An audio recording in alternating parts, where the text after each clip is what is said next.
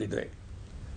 এই আনন্দের দিনে গভীর বেদনার সঙ্গে জানাচ্ছি, জুলাই অভ্যুত্থানের সম্মুখ যোদ্ধা, ইনকিলাব মঞ্চের মুখপাত্র শরীফ ওসমান হাদির উপর সম্প্রতি যে হামলার ঘটনা ঘটেছে, তা শুধু একজন ব্যক্তির উপর আঘাত নয়, এটি বাংলাদেশের অস্তিত্বের উপর আঘাত, আমাদের গণতান্ত্রিক পথ চলার উপরে আঘাত।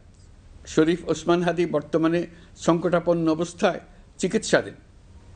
তার চিকিৎসা ও নিরাপত্তা নিশ্চিত করতে সরকার প্রয়োজনীয় সব ব্যবস্থা গ্রহণ করেছে। ইতোমধ্যে উন্নত চিকিৎসার জন্য তাকে সিঙ্গাপুরে পাঠানো হয়েছে। আপনারা তার জন্য মহান আল্লাহ তাআলার কাছে অন্তরের অন্তঃস্থল থেকে দোয়া করুন। সরকার এই ঘটনাকে অত্যন্ত গুরুত্বের সঙ্গে দেখছে। ঘটনার সঙ্গে জড়িতদের প্রাথমিকভাবে চিহ্নিত করা গেছে। আমি দেশবাসীকে আশ্বস্ত করতে চাই, যারা এই ষড়যন্ত্রে জড়িত তারা যেখানেই থাকুক না কেন, তাদের কাউকে ছাড় দেওয়া হবে না।